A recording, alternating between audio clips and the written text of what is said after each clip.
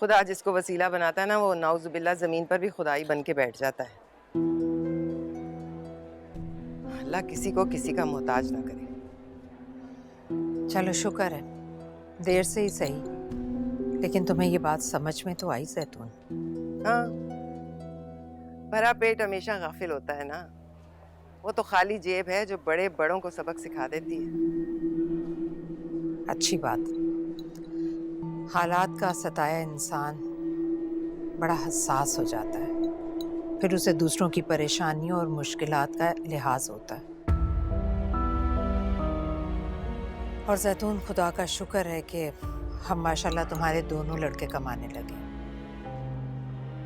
हाँ, सुहेल तो अब माशाल्लाह से बिल्कुल सेट है, लेकिन साद का तो नसीब जैसे शादी के बाद सो ही गया। शायद आपकी बेटी के नसीब में ही बदहाली है। साद की नौकरी चली गई है ना। हाँ? आप ऐसे हैरान क्यों हो रहे हो? तुमने अपने माँ बाप को बताया नहीं कि साद की नौकरी छूट गई है, कब से घर बैठा है?